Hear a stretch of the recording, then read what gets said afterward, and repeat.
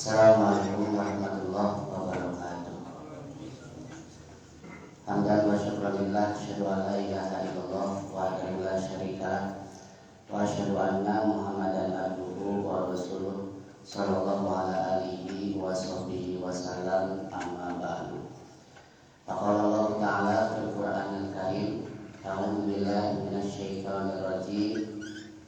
Fastaqimu ilaihi wastaghfiruh. Faqala Rasulullah sallallahu alaihi wasallam, ittaqillah haitsu ma kunta wa atbi'i sayyi'atal hasanata tamhuha wa khaliqin nas bi khuluqin hasanin. Bapak Ibu jamaah salat subuh Masjid Al-Faruq yang dimuliakan oleh Allah Subhanahu wa taala, dalam kitab Sahih Al-Bukhari babu diriwayatkan ada satu peristiwa yang membuat para sahabat kaget. Peristiwa tersebut babu terjadi pada perang Khaybar, di mana pada saat itu ada seseorang yang sangat semangat, sangat gagah berani ketika melawan musuh. Namun kata Nabi Sallallahu Alaihi Wasallam, berdasarkan wahyu yang turun dari Allah, laki-laki tersebut kata Nabi akan menjadi penghuni neraka. Sontak para sahabat yang lain kaget mendengar pernyataan Nabi bahwa laki-laki tadi akan masuk neraka. Maka dari itu salah seorang sahabat sengaja menguntit laki-laki yang tadi divonis Nabi. Kata orang Sunda, dimata-matai, dituturkeun di katerbihan. Lalu ternyata benar laki-laki yang Nabi vonis akan masuk neraka tersebut terluka parah, sampai-sampai dia menghunuskan pedangnya ke dadanya dan dia mati dalam keadaan bunuh diri. Kita ketahui bersama bunuh diri itu salah satu dosa besar dalam Islam yang dijanjikan Nabi neraka. Maka pada saat itu para sahabat bersabda kepada para sahabat, innal abda la ya'malu amala ahli nar wa innahu min ahli jannah. Ada hamba itu yang beramal ahli neraka, tapi sebenarnya dia termasuk ahli surga. Dan kedua kata Nabi, wa ya'malu amala ahli jannah wa innahu min ahli nar. Ada orang itu, hamba itu yang beramal ahli surga, namun sebenarnya dia termasuk ahli neraka. Dan Nabi menutup sabdanya dengan mengatakan, innamal a'malu bil khawatim.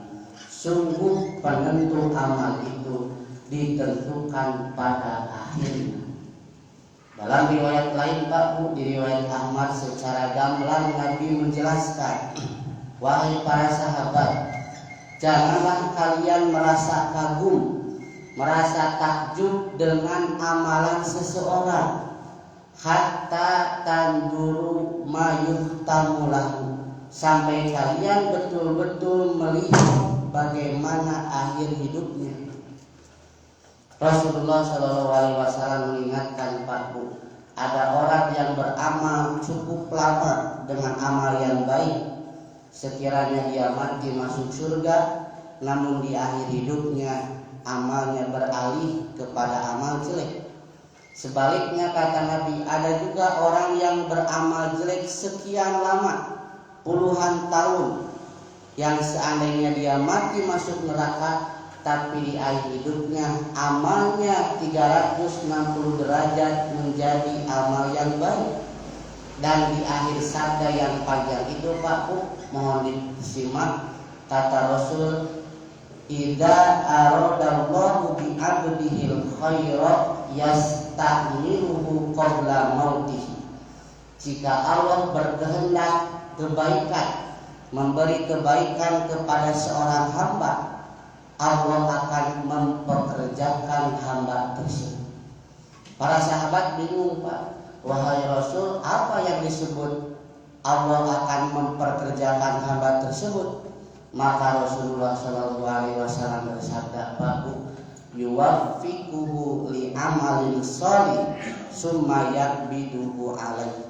Allah akan memberikan dia anugerah taufik untuk beramal sholih sebelum mencabut nyawanya. Maka dari itu Bapak Ibu, para ulama memberikan beberapa kesimpulan dari hadis-hadis tadi. Pertama, Pak, kata para ulama, amal seseorang ditentukan pada akhirnya atau sebelum sesaat meninggalnya.